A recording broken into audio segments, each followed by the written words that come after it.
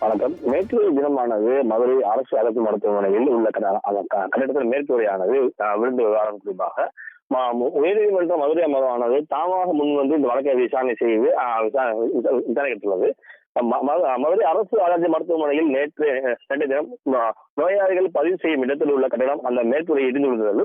இதில் அந்த கணினி மட்டும் சேதமடைந்துள்ளதாகவும் மதுரை அரசு ஆராய்ச்சி மருத்துவமனையில் செயல்பட்டு வரும் புறநோயாளிகளின் பிரிவு நோயாளிகள் பதிவு செய்யும் இடத்தில் காலை திடீரென மேற்கூரை அந்த பேருந்து இருந்தது.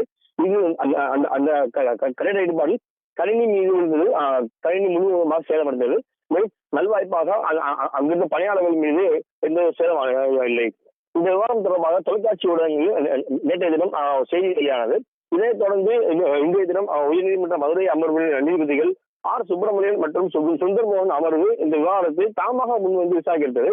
அப்போது நீதிபதிகள் அதிக நோயாளிகள் வந்து செல்லக்கூடிய இடத்தில் இப்போது அந்த மேற்கூரைகள் இடிந்துள்ளது. மேலும் இந்த விவகாரத்தில் தமிழ்நாடு அரசு சுகாதாரத்துறை செயலர் அரசு மற்றும் அரசு ராஜாஜி மருத்துவமனை முதல்வர் மற்றும் மதுரை பொதுப்பணித்துறை பொறியாளர் ஆகியோரை எதிர்மறையாக சேர்த்து உத்தரவிட்டார்.